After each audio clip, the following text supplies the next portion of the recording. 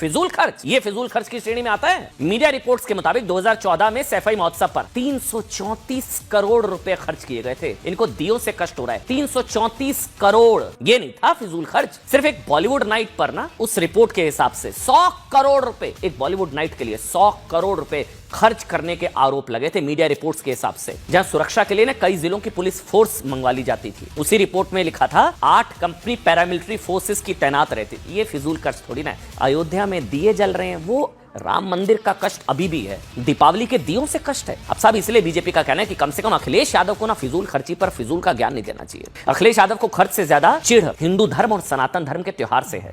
साहब अगर वाकई फिजूल खर्च की चिंता है, कितना पैसा क्यों खर्च किया जा रहा है साहब, तो बीजेपी ने सवाल पूछा, गाजियाबाद में 51 करोड़ की लागत से हाउस क्यों बनवा रहे थे? फिर भाई आप तो पैसा सोच साच के चलते ना, फिजूल खर्च, दियों में इतना खर्च, 51 करोड़ की लागत से हाउस अखिलेश जी क्यों बनवा रहे थे? मतलब खर्चे की इतनी चिंता थी तो समाजवादी पार्टी सरकार में रोजा इफ्तार के लिए आयोजन क्यों कराए जाते थे? उसमें नहीं खर्च होता था क्या पैसा? मुस्लिम बच्चियों को 100 करोड़ का अनुदान क्यों दिए जाते थे? उसमें नहीं खर्च होता था पैसा। कब्रिस्तान सुरक्षा योजना, क्या कब्रिस्तान सुरक्षा योजना के नाम पर 2, 4, 5, 10, 15, 20, 50 नहीं 200 करोड़ रुपए खर्च करना, ये फिजूल खर्ची की श्रेणी में थोड़ी ना आता है क्या? अमन जी आप भी, ये थोड़ी ना फिजूल खर्ची की श्रेणी में आता है। मतलब अखिलेश यादव और कांग्रेस के इसी बयान के बाद अब बीजेपी, वीएचपी और कई साधु संत और हिंदू संगठन कह रहे हैं कि अयोध्या की भव्य दीपावली से समाजवादियों का दिल इतना जल रहा है कि वो 100 करोड़ हिंदुओं के धर्म, मान्यताओं, परंपराओं का मजाक बना रहे हैं। क्रिसमस से सीखने की सलाह, भाई क्रिसमस बहुत अच्छा त्योहार है, मनाइए, कोई दिक्कत नहीं है, लेकिन तुलना करना दो त्योहारों की, क्रिसमस बेटर है बेटर, लेकिन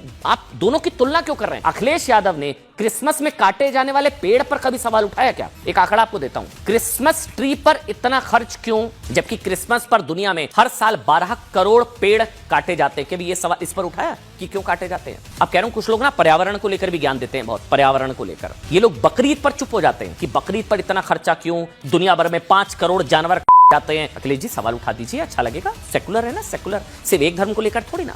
इसलिए बीजेपी का आरोप है कि अखिलेश यादव ने हिंदू त्योहारों को नीचा दिखाने के लिए जानबूझकर दीपावली की तुलना क्रिसमस से की, क्रिसमस से सीखने की सलाह दी और दीपोत्सव के आगे क्रिसमस का महिमा मंडन किया।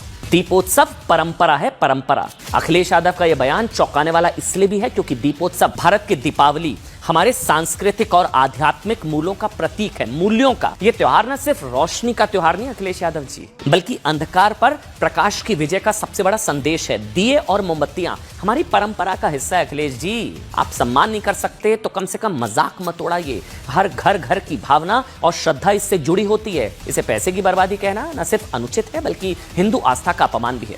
अच्छा, बीजेपी आरोप लगा चुकी है कि समाजवादी पार्टी सरकार में ज्यादातर योजनाओं को केंद्र थे। ईद बकरीद पर इलाकों में लाइट जाती नहीं थी और हिंदू त्योहारों पर काशी, मथुरा, अयोध्या में लाइट आती नहीं थी। और योगी सरकार में अब अयोध्या जैसे शहर जगमगा रहे हैं, त्योहारों पर लाइट हाउस बने हुए हैं। अखिलेश को दियों पर खर्च याद आता है। अब सवाल यह है कि क्या अखिलेश यादव जी ने इसका मतलब दिए नहीं प्रज्वलित किए नहीं किए? ये सवाल है। क्या समाजवादी पार्टी के किसी नेता ने दिए प्रज्वलित किए, या फिजूल खर्ची के चक्कर में क्या दिए जलाना, क्या मोमबत्ती जलाना? योगी आदित्यनाथ ने भी कहा था कि जो लोग सैफई महोत्सव मनाने पर सरकार का खजाना खाली कर देते थे, उन्हें दीपोत्सव कैसे अच्छा लग सकता है।